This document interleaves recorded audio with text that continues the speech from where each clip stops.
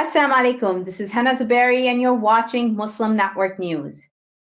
All of us at Muslim Network News wish all our viewers a very happy Eid.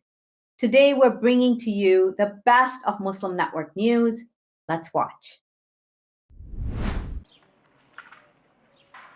The date fruit is a very special food for Muslims all around the world. In religious holy scripture, Allah tells us that He asked Mary to eat dates before giving a miraculous birth to Jesus, peace be upon them all. The chapter of Mary in the Holy Quran says specifically to her to shake towards you the date palm tree. It will drop upon you fresh, ripe dates. Dates are not only delicious, but science also tells us that the dates are one of the best known nutritious fruits.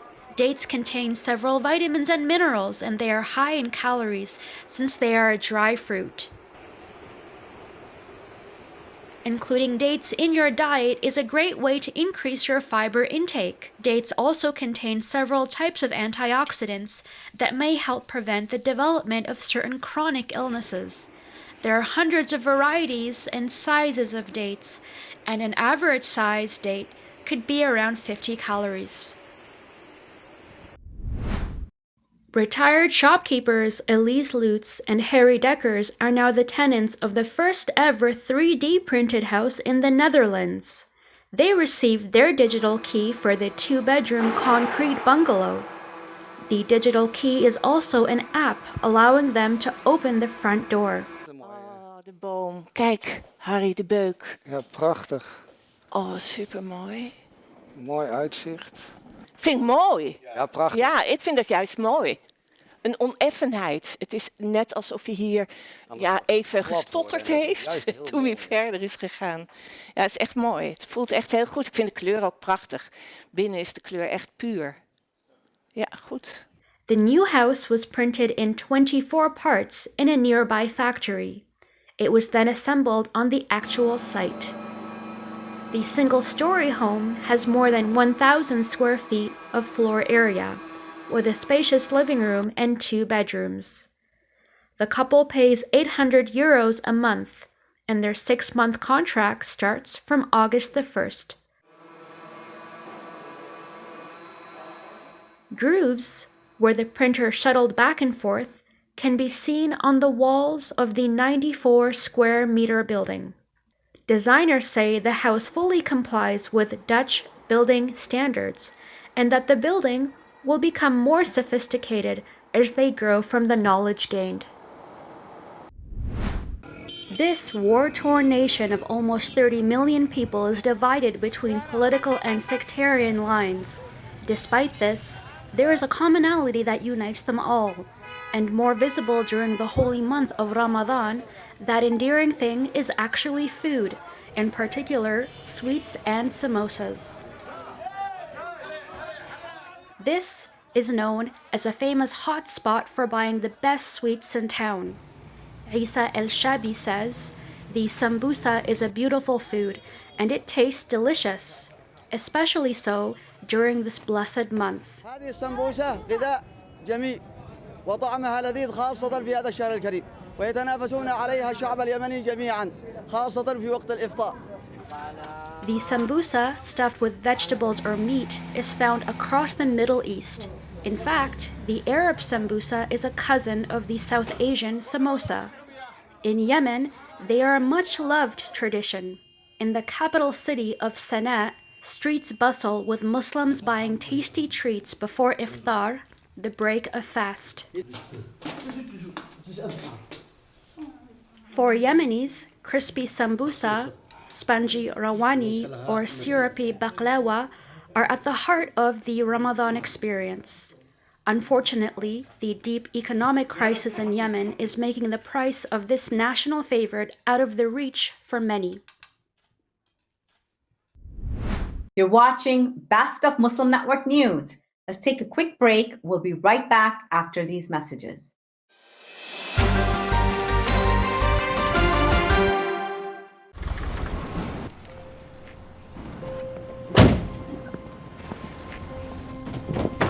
Dad, they took over my bedroom. Come on, come on. Okay, Dad. 1, 2, 3.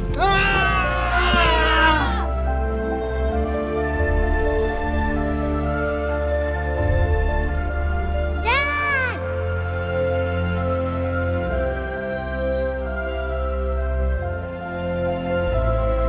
You saved me. Dad? Are you okay? I'm fine, dear.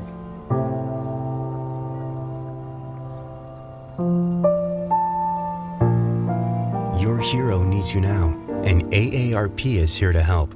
Find the care guides you need at aarp.org/caregiving. Assalamu alaikum. This is Imam Abdul Malik Mujahid. Walking up and down the world's largest refugee camps, I met Sister Fatima.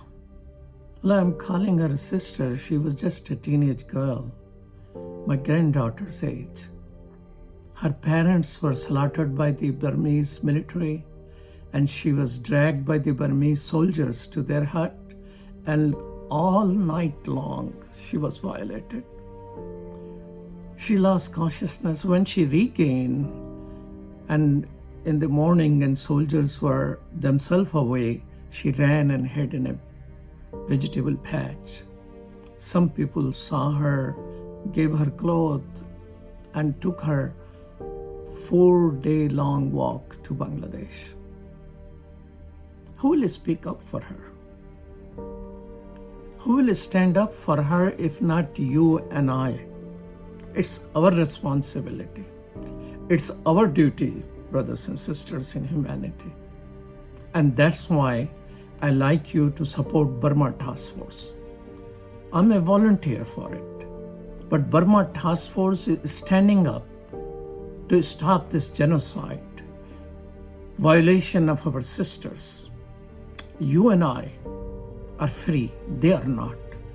Please stand up, work with Burma Task Force, and donate today to Burma Task Force. Together, we can do it. Assalamu alaikum.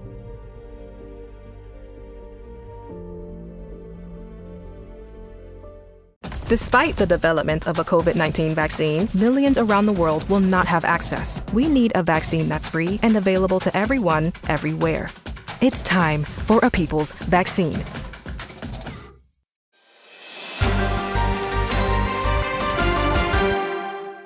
Banning Muslims was a Trump's idea. He ran for office promising that, and he fulfilled his promise. Biden, as a candidate, promised that he's going to lift the Muslim ban. And on the very first day in office, he lifted the Muslim ban through executive order. Muslims around the country are thankful. But Muslim leaders, while being thankful, are saying, is this enough to fight Islamophobia, which was created throughout the Trump administration? To discuss with us is a Muslim leader, Osama Jamal. Welcome to Muslim Network TV. Assalamu alaikum. Wa alaikum salam wa rahmatullah. Thank you for having me. Osama Jamal is Secretary General of the U.S. Council of Muslim Organizations. You have this detailed story in the USA Today that lifting Muslim ban was not enough. What do you mean? Well, first of all, the issue of Islamophobia in America is real. And when Donald Trump made a campaign promise to his base to do a Muslim ban, was only another step of something that was already going on, which is Islamophobia. Not by just a campaign promise, but unfortunately, it was in government institutions.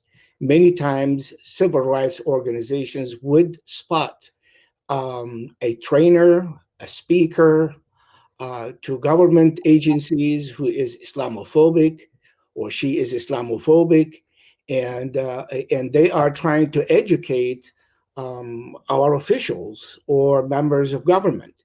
So this was going on even before Trump takes over. And now, when Trump wanted to fulfill his promise to his base and did the Muslim ban, of course, it was un-American. It was wrong. It emboldened the Islamophobic groups, and therefore became essential for the next president from the other side of the aisle, who cherish and who promise equal rights and the American dream and the American principles and the foundation of our nation, which we are nations of immigrants. That means we come from all part of the world. He made that promise to revoke or turn over the Muslim ban on his first day of office. And thankfully, and we appreciate it very much from President Biden, who fulfilled his promise and did sign the first day to revoke the Muslim ban. Now, that's a good gesture. That's a good message to be sent out. But there's still much more to be done in government, much be done in Congress, and thankfully, most recently in Congress, they're trying to pass legislations or a declaration that this should not really be repeated by any president in the future. So may you also say in USA Today that Islamophobia is rising, and that's why more need to be done. What is the evidence that Islamophobia is rising in America? Well, just recently in Minnesota, there was a mosque that was vandalized, and hate messages been written all over its walls. So this is just one evidence. We expect Islamophobia to rise even with Biden's coming to office, because that's the expected reaction of the far right and the white supremacists to assert their presence in the country. That even though Donald Trump is no longer in office, but their ideas, their principles, their hatred, unfortunately, still exist.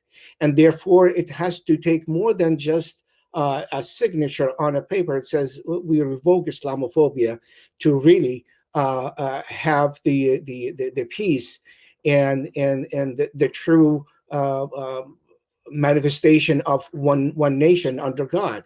So I think there would be much more than just. So you mentioned attack on Minnesota mosque a couple of days ago.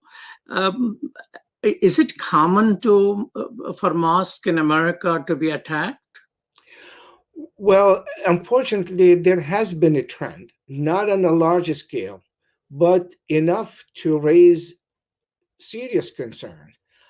There has been incidents from time to time that you see either a mosque being torched in fire, vandalized, shot at, and that's just the mosque. Now, when you talk about individuals attacked, some they lost their lives because of these attacks. So it is not just, of course, our mosques our mosques are our symbol, but also the lives of Muslims who are walking in the streets, our mothers, our sisters, our wives, our daughters, who are very obviously recognized and easily recognized as Muslims. So that really keeps the concern of the Muslim leadership around the country that we need to do much more than just revoking an executive order, which much appreciated. Again, I don't want to belittle what Biden did. He did a very good step, but we need more institutionalized approach. Yes. Do you feel that the people who invaded the Capitol Hill, there were elements of Islamophobes among them? Absolutely. They, element. Look, this was a total reaction to Barack Obama becoming the first Black president of the United States, especially when you compound that with his middle name. Although he declared that he's not a Muslim, but when you say Barack Hussein Obama, this is really kind of fueled the Islamophobes, and maybe this Muslim ban became like double down on the hatred. So those elements who went on Capitol Hill on January 6th of 2021, where, of course, they're far right.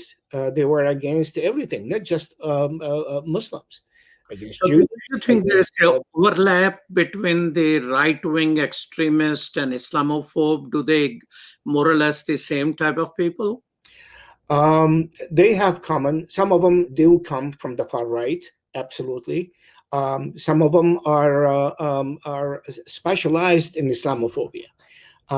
They have nothing to do, but they focus on Muslims and Muslims' a presence in the United States, and also they have elements of hatred even to Islams all over the world, and they have connections with other countries. We have seen that in Europe.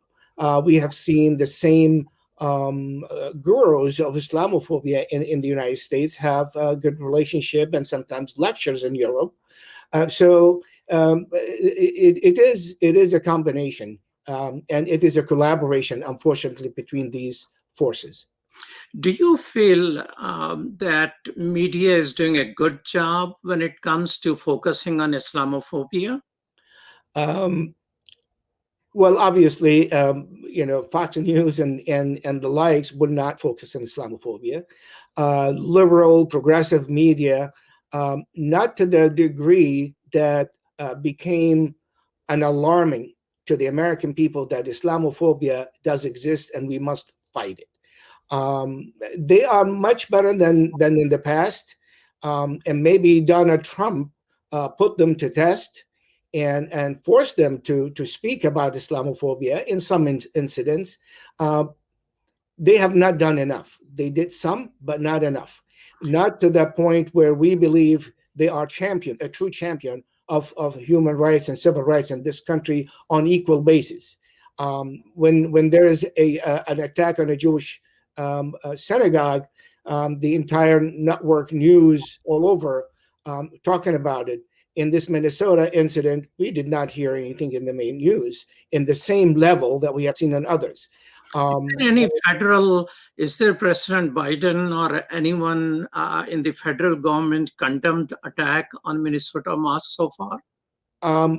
I cannot speak for that. I really did not see yet myself, but it doesn't mean that they did not issue something like this.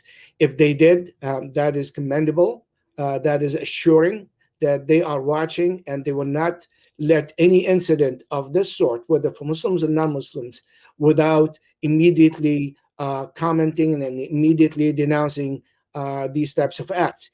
If they did not, then this is the kind of things we say, signing the executive order is not enough, and it has to go much further in instituting against Islamophobia. You also say in your USA interview that you're not satisfied with the Muslim participation in the Biden administration. What are the reasons for your dissatisfaction? Well, not quite dissatisfaction. We appreciate President Biden having many of Muslims serving in his administration. We just did not see a Muslim on his cabinet.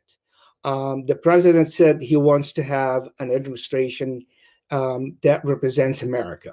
And we have seen other groups being represented in his cabinet. And we believe that a Muslim to serve in his cabinet is an icing on the cake for his request or his interest to have a cabinet that represents America. So while we do appreciate that he had Muslims appointed to various positions within his administration, but to the level of cabinet, we have not seen one. We have seen multiple positions for other groups, and there is none for Muslims on a cabinet level. We hope that the president will value Muslim contribution, will see the value of Muslim Americans who really have what it takes to serve honorably in his administration, and we see someone goes to the level of the cabinet level.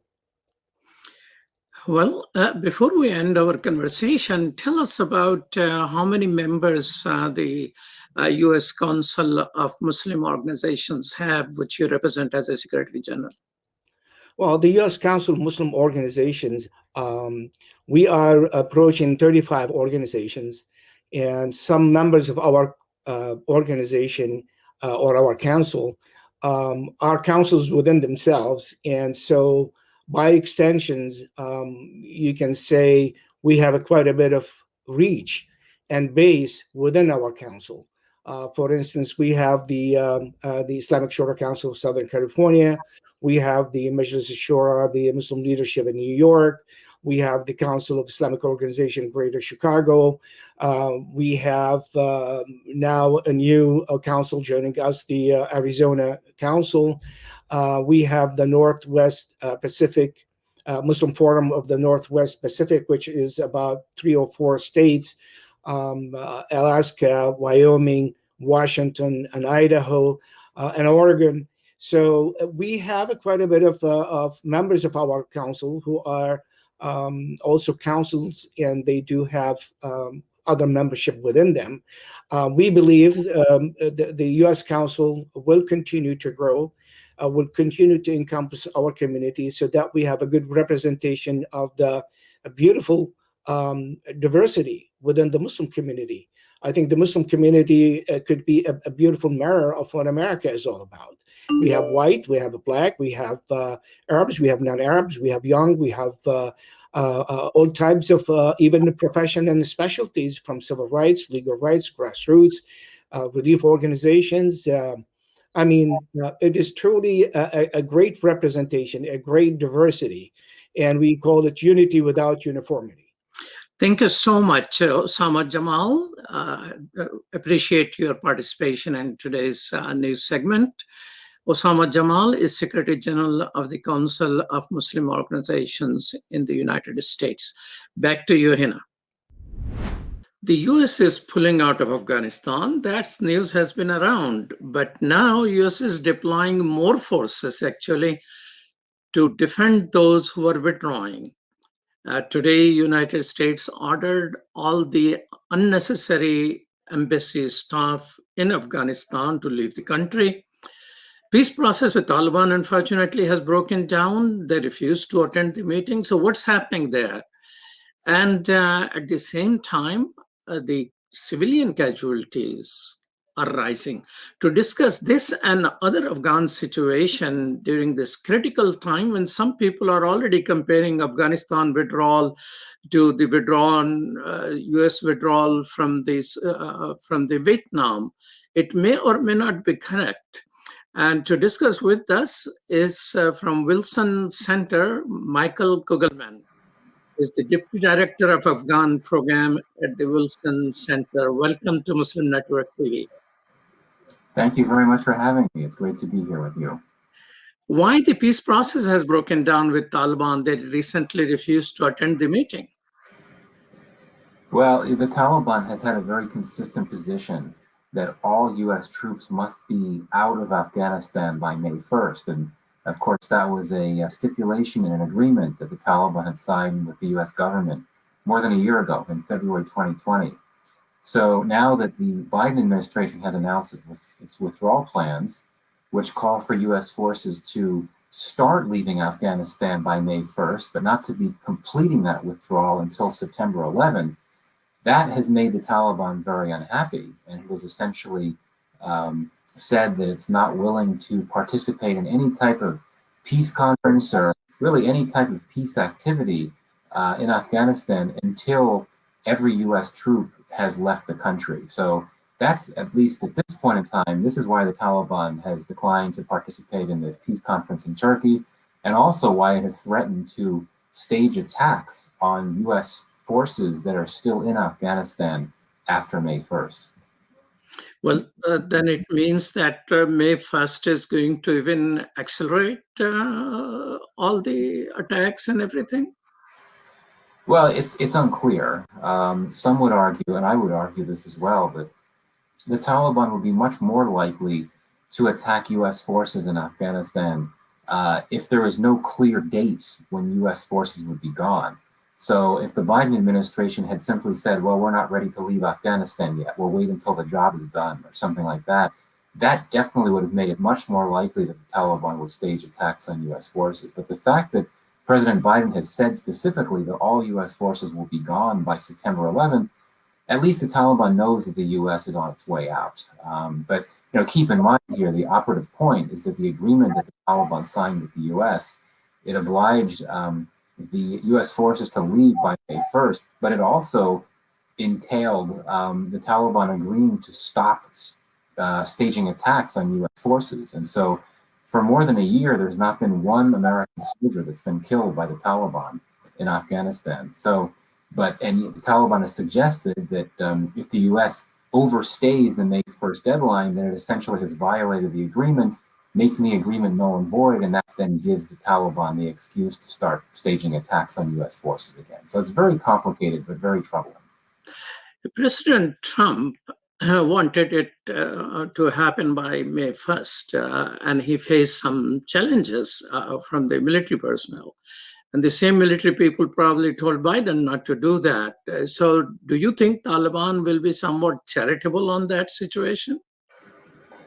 No, I don't expect the Taliban to be charitable. Though, as I said, I think that it's less likely to stage violent actions against U.S. forces just because it knows that they are on their way out. And in fact, the Biden administration initially said that all troops would be gone by September 11th, but more recent reports have indicated that perhaps by July 4th, the U.S. Independence Day, that all U.S. troops would be gone. But there's been a lot of attempts by the United States, and I believe also by Pakistan and other key players to try to ensure that the Taliban keeps the violence down and agrees not to go after U.S. forces. But as you said in the introduction, I think that given what's happening, given what the U.S. is doing now, I think there's a lot of concern in Washington that its troops will be attacked. The fact that you're sending almost 700 new U.S. forces to Afghanistan to protect those that are leaving, and that includes a number of new gunships, an aircraft carrier is going to be deployed into the Persian Gulf to be on standby in case there's a need for more capacity to deploy airships. And indeed, the embassy is essentially sending all non-essential employees out. That all tells me that there's a strong expectation in Washington that the Taliban will not be charitable and will be quite likely to try to go after U.S. forces in Afghanistan. Is there any communication at this moment between American government and Taliban? Is Zalmay Khalilzad still shuttling between the two countries? Absolutely. Ambassador Khalilzad has essentially been camped out in the region from his base in Doha, but he's made a number of trips to Afghanistan and to Pakistan since the Biden administration took office. He has been in Washington the last few days. He was on Capitol Hill giving testimony to Congress on Tuesday. But I think that he will continue to be, for the immediate future, very active in diplomatic efforts with the Taliban and with the Afghan government to try to keep them focused on staying committed to the peace process.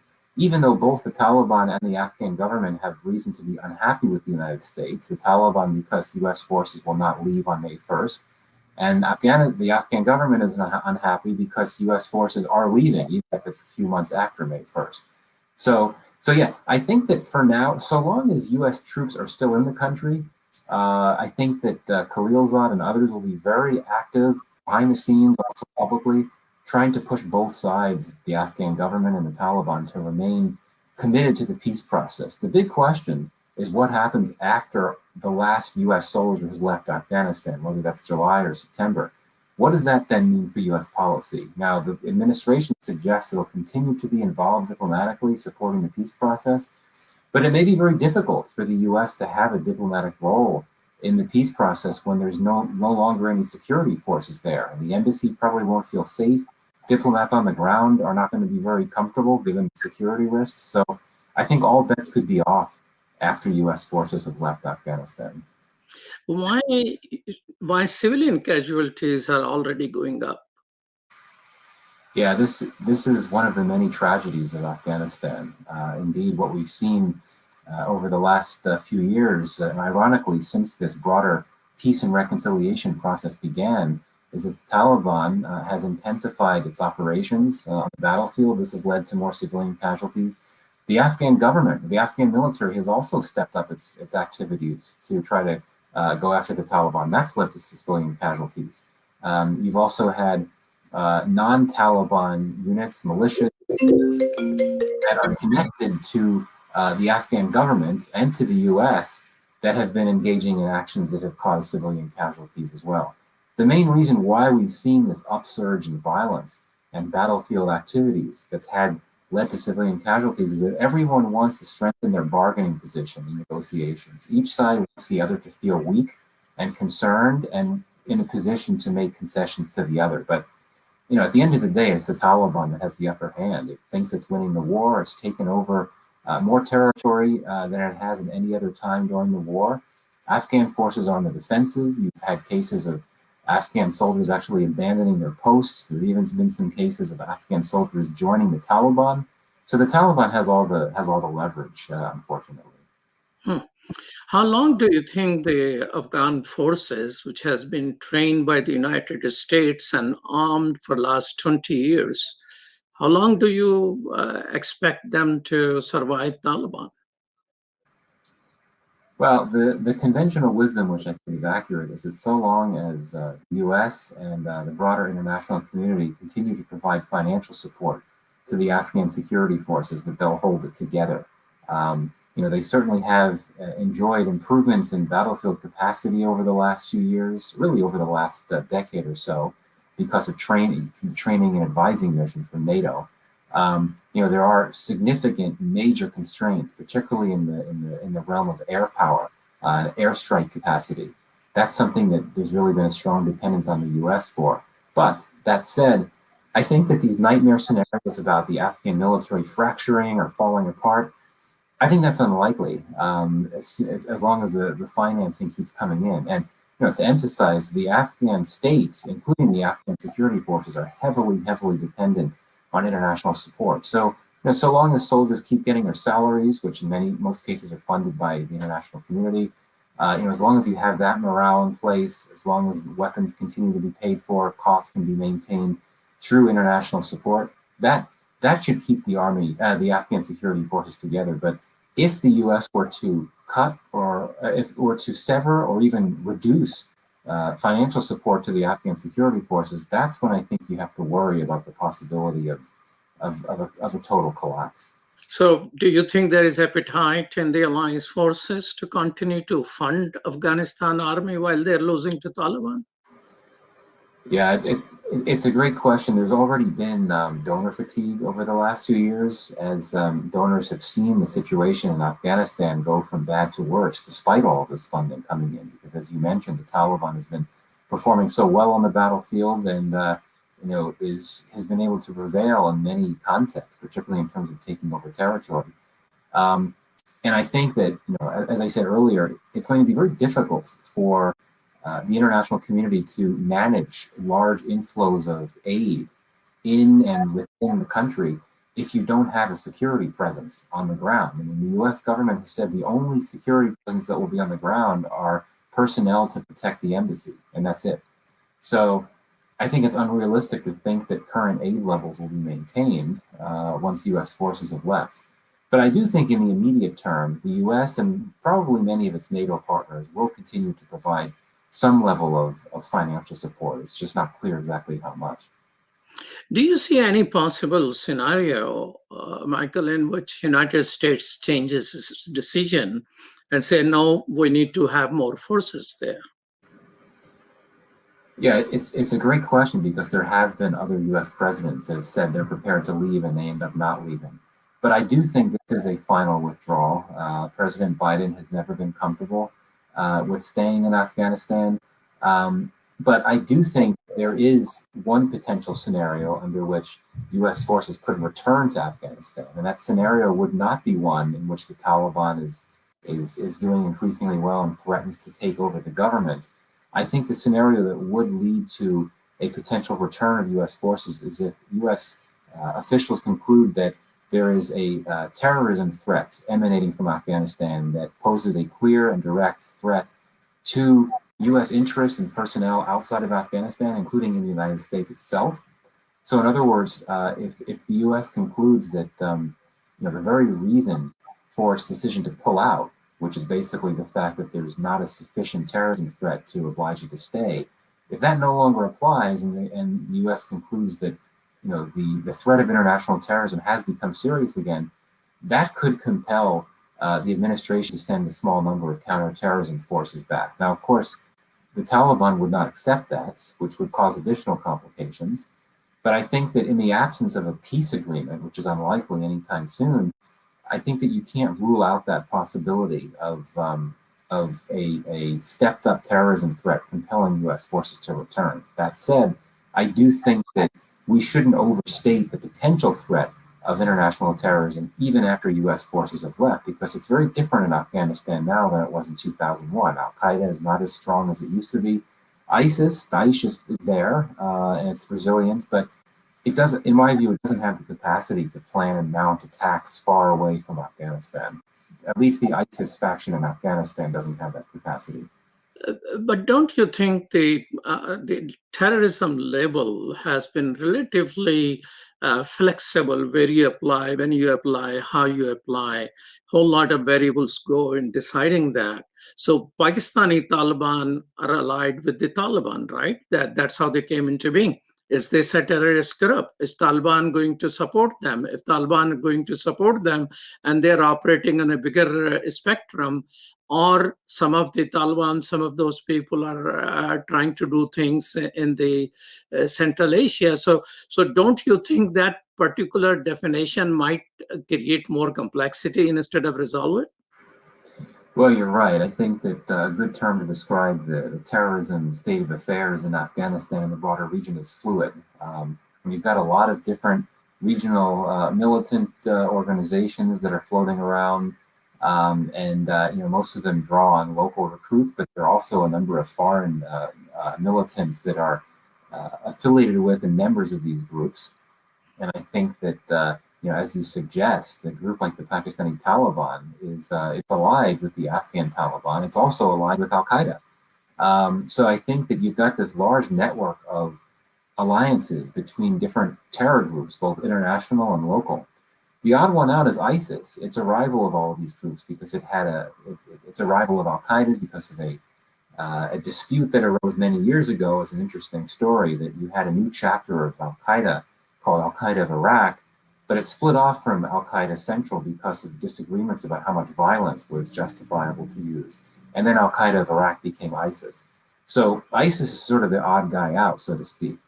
But indeed, I think that once U.S. forces have left, once the full NATO mission has left, you're going to have more violence, more Taliban advances. And even though the Taliban is an enemy of ISIS, that certainly could give these lawless spaces and all this chaos could create a conducive environment for ISIS to build itself out and be able to develop bastions. I don't want to overstate that, but it's certainly true. And the Pakistani Taliban has been resurgent. It's had its base in Afghanistan for several years now, but it's been able to reunite some splinter factions. It poses a threat. You've got at least several thousand Pakistani Taliban fighters in Afghanistan. It's definitely true that we should not be complacent moving forward about the terrorism threat in Afghanistan. Now, President Arif Alvi of Pakistan a couple of days ago told Voice of America that his country does not want to become base for the U.S. counterterrorism operation, implying about the future of Afghanistan. Do you think that there are, at this moment, U.S. bases in Pakistan And do you think Pakistan will be asking those bases to be vacated? Yeah, it's a great question. I mean, the official word is that all the U.S. military personnel, including U.S. intelligence, present in Pakistan left a number of years ago. Most of them after the Raymond Davis affair of 2011, which, as you'll recall, was this incident when a CIA contractor shot and killed 2 Pakistani men in Lahore. Yeah, the relationship fell apart. Much of the U.S. military presence, including the intelligence presence, subsided. But who really knows, right? I mean, who knows? I mean, you had I thought you know. I'm sorry, what's that? I thought you knew. No, I mean, I was going to say I could speculate that you continue to have some, though not many, U.S. Drone strikes carried out in the region. Fewer and fewer as the last few years have gone by, but those have continued beyond when formally, officially, all U.S. military personnel left.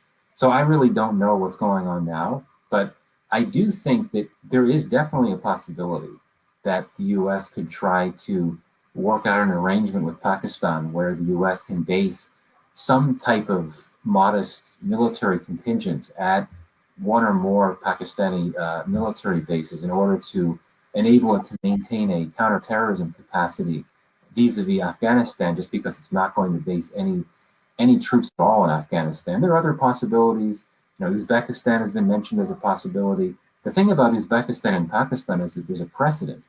In both cases, both countries have previously housed U.S. Military personnel there.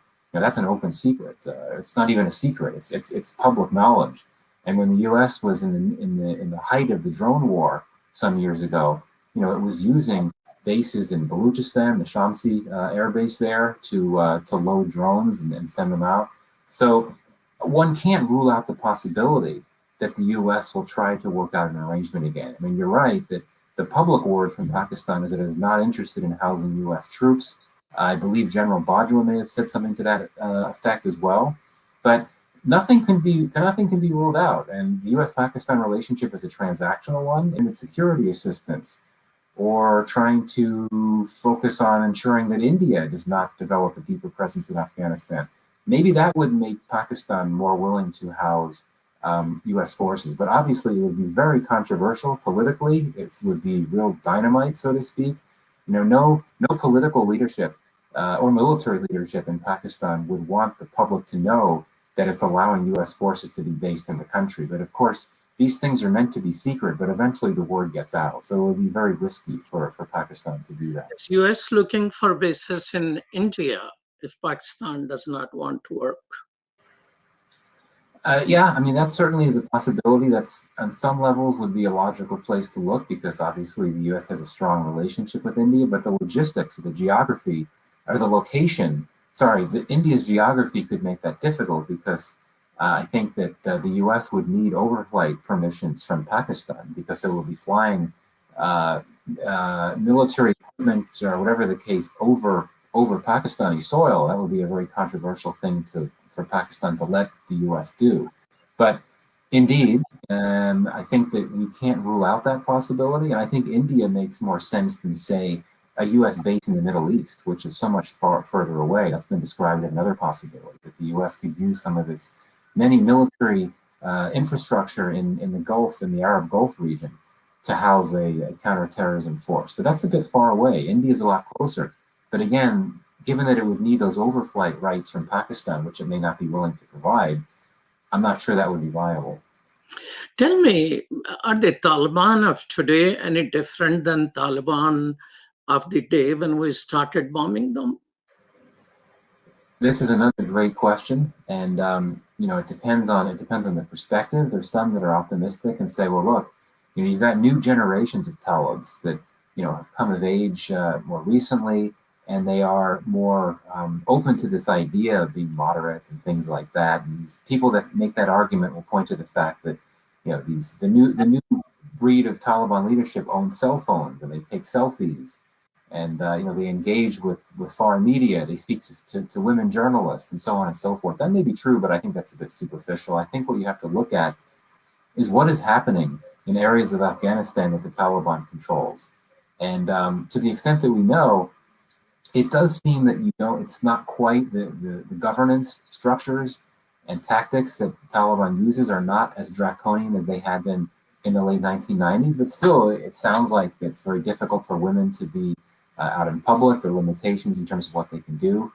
The Taliban has permitted girls to go to school in these areas that they control. But you also hear stories about the use of force against those that have stolen things and that type of thing. This is very troubling, and the Taliban has been very vague about what it would be willing to support in a post-war government. It's been very vague. All it says is that we support the rights of women, we support all this and that, so long as it comes within the realm of Islamic law, of religious law. But it never specifies what it means by that. So I think we have to be skeptical. Maybe the Taliban has changed, maybe it's become a bit more moderate, but I think ideologically, it still is wedded to this very strict, draconian interpretation of religious law and religious scripture. Well, thank you so much, Michael. Thank you. It's a pleasure to be here with you. Thank you. Back to you, Hena, in the Washington Bureau. Today, we're joined by Bayan, who is the newly elected president of the College Student Council at Yale University. Bayan, first off, thank you so much for joining us today, and congratulations on being elected as the president of Yale's student body. Thank you so much. I'm so happy to be here today. It's a pleasure to have you. Now, you're, of course, the first Muslim to be elected as the student body president, and this hasn't ever happened, funny enough, in the university's 320-year history. In your perspective, why does this kind of Muslim representation matter at such a prestigious school like Yale? Yeah, I think it's really important to have this representation because it shows that at an institution like Yale that wasn't originally made for people like us, that wasn't originally made for Muslims, for other underrepresented groups, that now at this point in time, we can not only attend these schools, but also thrive here and be advocates for other students as well. And I think that in the role of student body president, my goal is to, leverage the position to really advocate for not only the Muslim community on campus, but so many other underrepresented minorities on campus as well. I think that's one of the most critical parts about this. I think one other part that's really exciting and rewarding is that when you have Muslims or other minorities in positions like this, you're able to have it as a point of inspiration for many others. And after the election, I had many other Muslim and Arab, women especially, reaching out to me and saying that it was a really exciting moment for them. And so I think that having it as a point of reference, having it as something that others can look to know that this is possible, and that this can become the norm is a really exciting part of it.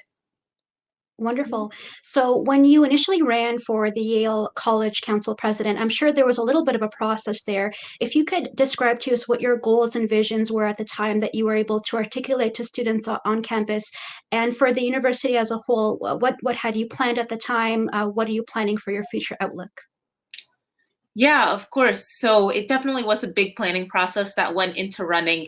And so the first part of that was picking a vice president to run together on a ticket with. I ultimately ran with Zoe Sue. We ran on a ticket together. And together we crafted a platform that was based on the vision of building a healthier Yale. That was our main platform. And within this idea of building a healthier Yale, we had 5 core pillars of health: physical health, mental health, community health, academic health, and financial health. And really the idea was that through each of these 5 pillars of health, we had a variety of policies and goals that would really emphasize that area of health for Yale students.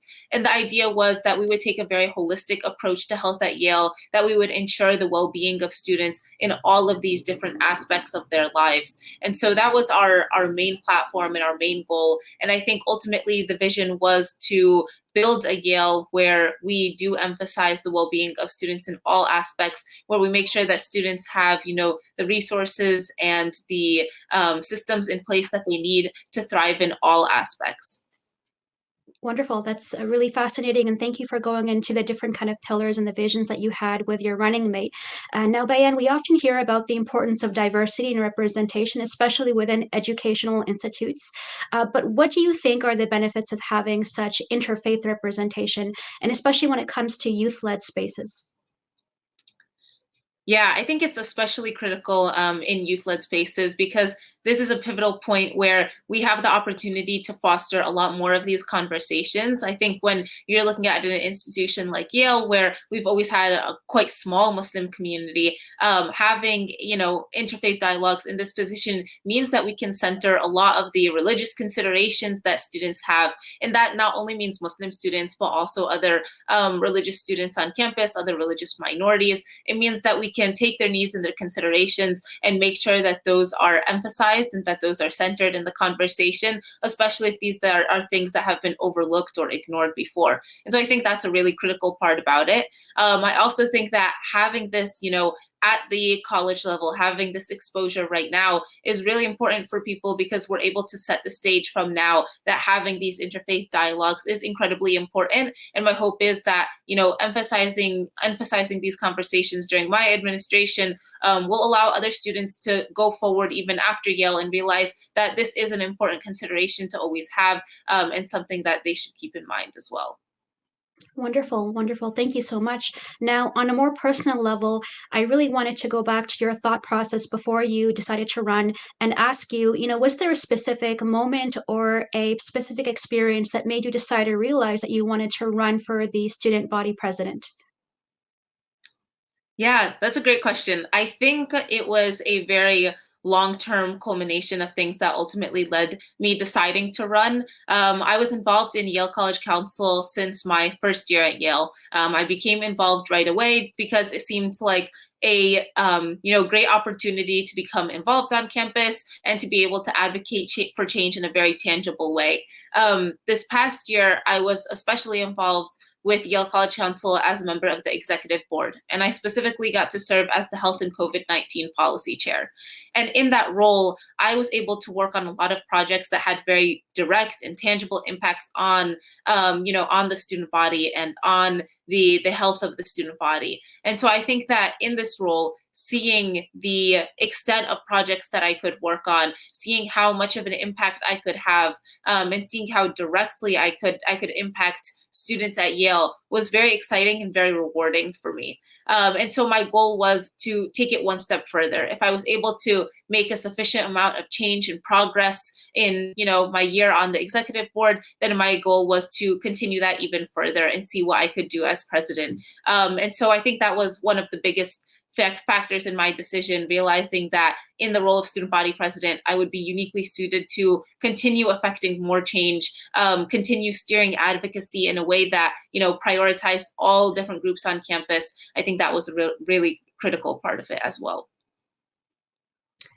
So, with your certain leadership position now at the College Council, it's definitely considered as both an inspiration and a legacy for all of North American Muslim communities, and rightly so, of course.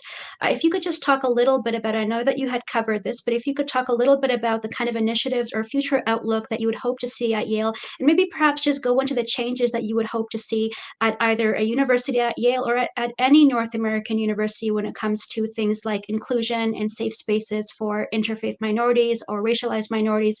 And especially now that you're a part of those conversations, how would you like that change to come about? Yeah, of course. So I think looking more specifically at our platform and what type of policies are embedded in it, as I mentioned, we had these 5 different pillars of health that emphasized all different aspects of life at Yale. And so, for example, one of the tenets of health that we had was mental health, for example. And the goal here was that we would emphasize that health at Yale and health in general is not restricted to physical health. It's something that needs to be holistic and encompass the different experiences of college students. And so, for example, for our mental health pillar, we had policies on expanding the number of mental health clinicians at Yale and, really adapting the culture surrounding mental health at Yale. I think another critical pillar that especially speaks to our efforts for, interfaith policies is the community health pillar. Our community health pillar was all about emphasizing the needs of different groups on campus and truly bringing together the Yale student body as a community and as a cohesive community that recognizes the needs of different students. And so with this, we are looking at how we can support not only, religious minorities on campus, but also students of color, international students, a lot of different student groups that have that tend to be, forgotten or neglected in policies. And so I think that as a Muslim woman entering this role and being able to, really emphasize this community health pillar where we do emphasize these policies surrounding interfaith, for example, but also, students of color and things like that, I think it'll be a really important way to make sure that this is brought to the forefront of our considerations at a place like Yale. And I think this is especially important because a lot of times Yale is able to serve as a reference or a landmark for certain things. And I think that if we begin spearheading a lot of these initiatives and conversations at Yale, my hope is that they can begin spreading further and that we continue to emphasize these conversations all throughout college campuses in the US. Now, I'm sure you'll agree that this year, and particularly last year, was a hard year for really everybody across North America and across the world. And it's hit so many different groups of people differently. And I know that students themselves were also very badly affected by the pandemic. Now, with such inspirational systems in place that, for example, you're bringing to the table, for those particular students that have had their mental and physiological and physical health very badly impacted, what would you tell them to motivate them to really just to be able to tap into those resources now that they are going to be available? And what kind of inspiration or just words of advice could you give to students that are looking to live their best life on campus and live their best life at home? Yeah, so I think when looking at the effects of the pandemic and how we, reel from there and what our role will be on the Yale College Council, I think the biggest thing I would say is that my hope as president is to really focus on delivering measurable results to the Yale student body. In the past year, in the role of health and COVID-19 policy chair, I've been able to work on a lot of projects such as securing PPE kits for students and securing reimbursements for COVID-19 testing that very directly impacted the student body. And so I think that going forward for this coming year, where there are still so many lingering effects of COVID-19, my biggest message to the student body would be that I recognize that and that I plan to really prioritize those needs and to make sure that in every policy we work on, in every action we take, we are emphasizing what the true needs of the student body are at that time and how we can directly benefit them. And so that would be my main goal, and it's what I truly hope to prioritize all throughout this time. And I hope that the student body will recognize that and be able to benefit as much as possible from that in the coming year. Wonderful. Now, your very wonderful, comprehensive and nuanced answers here just led me to wonder, what kind of systems of support do you need, does your student body need to help bring these initiatives and solidify them in place? Are you looking for support from your university management? Is it the support of the communities around you? What could you say to people in terms of them either being able to help your student body or to help you bring these measures into place for the sake of all of these students that you're serving here? Yeah, so I think it's a really wide and expansive range of, systems and people who will be supporting a lot of the goals that we have for the coming year. I think, as you mentioned, without a doubt, Yale's administration will be an important part of this. A lot of our policy goals and initiatives, we will present to them in hopes that they can pursue them. But besides that, so much of this effort will really come from being, rooted in community, being rooted in the Yale community, being rooted in the New Haven community, and also just more generally being rooted in communities of organizers and activists. I think that in this coming year, it'll be really important for us to not only work with campus organizations and organizations within the city of New Haven, but also on a much larger scale, other organizations potentially at the national level who are working on a lot of the initiatives that we hope to pursue to make sure that our efforts are as expansive and inclusive as possible. And so truly my message and my goal for that would be that anyone who's looking to get involved or help out, that collaboration would be especially exciting and welcomed. And it's something that without a doubt I look forward to. Wonderful. Bayan Galal, thank you so much for being here with us today, and it was a pleasure to speak with you. Thank you so much. I really appreciate you having me. Thank you for watching the best of Muslim Network News. Assalamu alaikum and Eid Mubarak.